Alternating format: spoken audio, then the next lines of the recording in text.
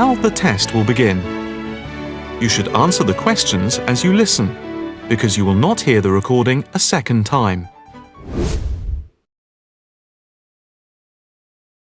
Listen carefully and answer questions 1 to 6. Now we shall begin. The theme of the clubhouse is set to be International Waters, with a different section representing each continent, designed by the legendary local artist Roberta Annuzzi. Representing Asia in the reception area will be a mosaic made up of prominent animals indigenous to the continent. A camel, a panda, and the Siberian white tiger, to name just a few. In the West Lounge, feel the cool, icy vibes of the Transantarctic Mountains of Antarctica. Makes you cold just thinking about it, doesn't it? Just seeing a wall with a mural of the glacial mountains is almost enough to cool you off on a December afternoon. Almost. Why not make the trip to the pool a social studies lesson at the same time? The theme in the ladies' lounge room for Africa may not be what you expected. A safari? Drum music? The Nile River? No. Did you know that Africa was home to the first jewellery? I sure didn't. By contrast, as you may expect, North America's theme for the card room is as modern, even futuristic as it gets. Annuzzi created for North America a sort of absurdist print, interestingly juxtaposing the moon landing of 1969 with an abstract depiction of humans living on Mars. Seems to me like an interesting commentary on the future of space exploration.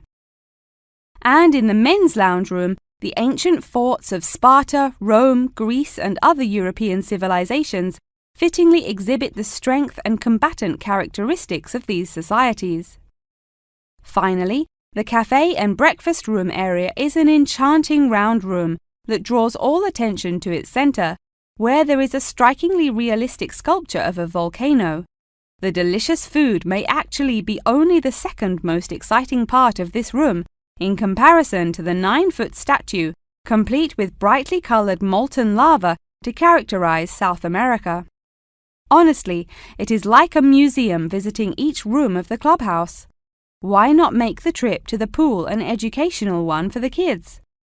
We're going to take a quick commercial break here at WKPX, but we'll be back in 10 with more on what's touted to be the summer's hottest place to beat the heat.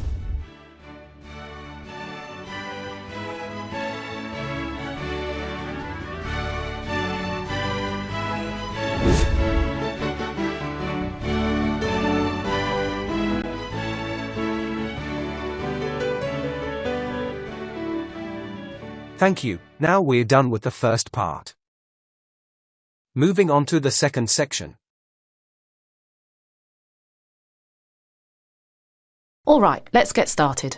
As I said before, a number of different staff members will be giving you suggestions, and they may not always agree, so just to keep things clear, you should remember that the laboratory supervisor has the final say about whether or not an experiment may be done here in our laboratory.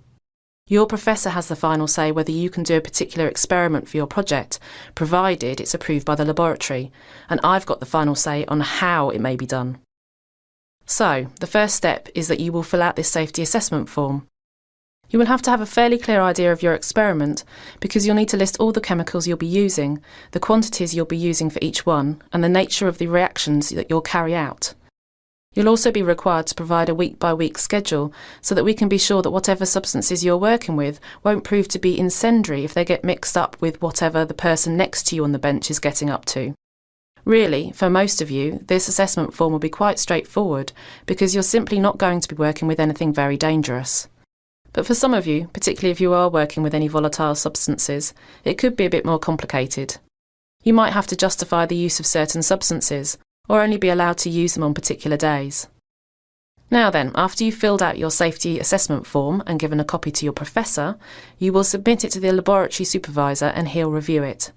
This could take a couple of weeks, so do it early. Don't leave it to the last minute. He's a busy man. The laboratory supervisor will eventually make a recommendation to your professor about whether the experiment can go ahead, requires modifications, or may not be done. Next, your professor will either approve the project or not.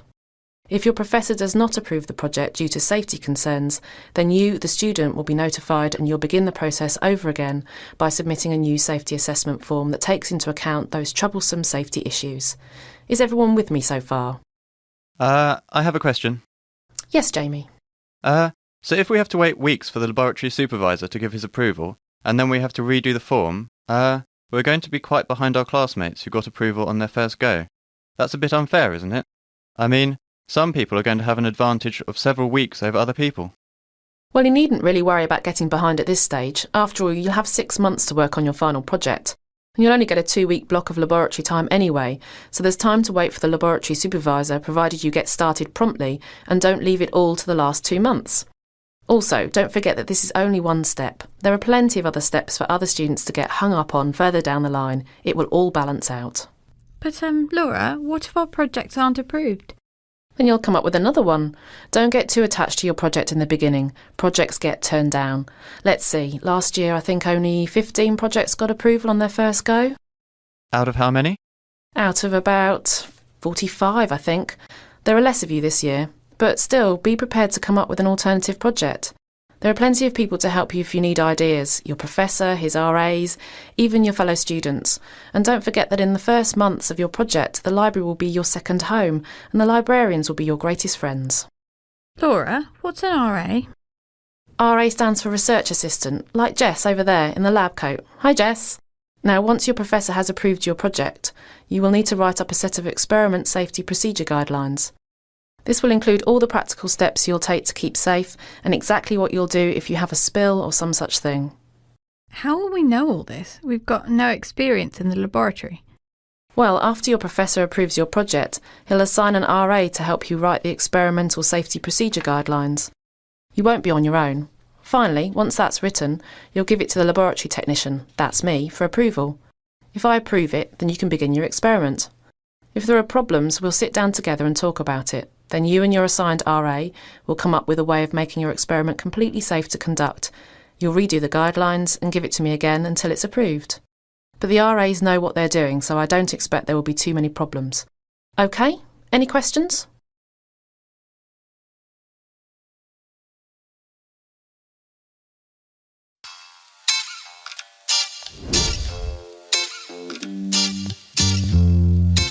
That is the end of the listening test.